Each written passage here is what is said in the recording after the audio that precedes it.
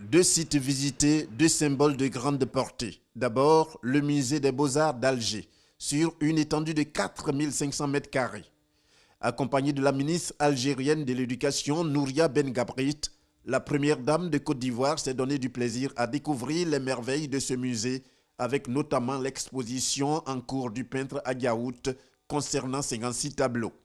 À côté de cela, il y a la collection permanente de moulages européens originaux des écoles françaises et allemandes du XIIe et XIIIe siècle, sans compter la création artistique des grands noms du XIXe siècle.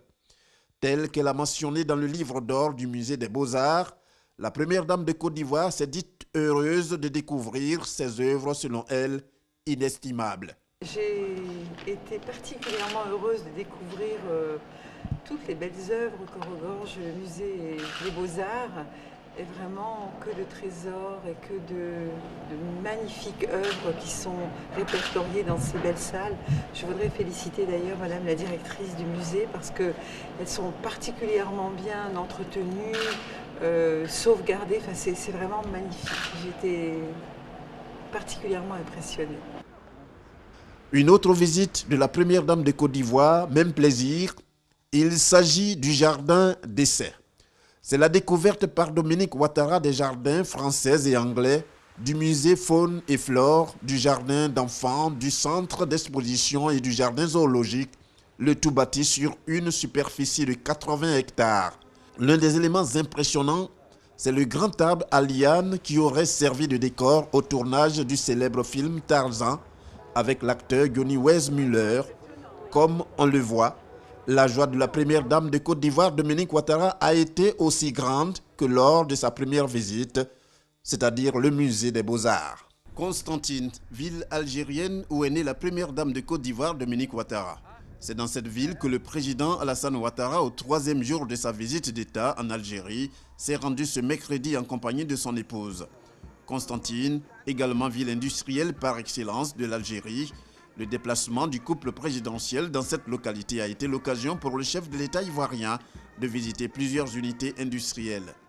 D'abord, l'entreprise ETRAG, dans tous ses compartiments, entre autres l'usinage mécanique et la chaîne de montage de tracteurs massifs.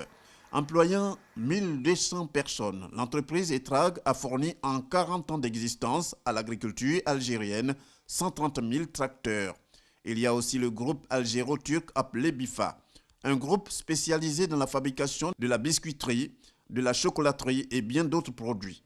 La Côte d'Ivoire étant un pays producteur de cacao, le président de la République a invité le groupe BIFA à venir y implanter une usine de transformation. Autre groupe visité, Holding BMT et UPC qui fabriquent des produits pharmaceutiques. Le président de la République s'est félicité d'avoir visité toutes ces installations industrielles à Constantine. J'ai fait 3 visites. La dernière est celle de cette usine pharmaceutique aux normes internationales. Vous savez, c'est un domaine qui demande beaucoup de précision, beaucoup de précautions. Et c'est impressionnant de voir toutes les dispositions qui sont prises. Je voudrais donc féliciter le directeur général, tous les employés et dire que je suis fortement impressionné.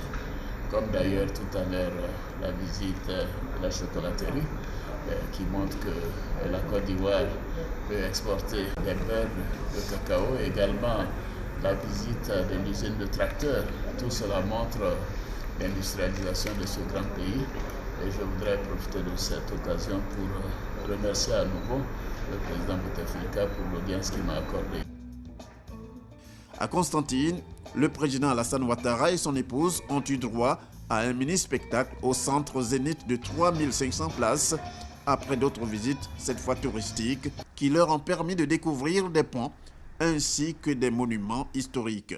Mais avant tout cela, il y a le rendez-vous à Sidi Mabrouk, le quartier qui a vu naître la première dame.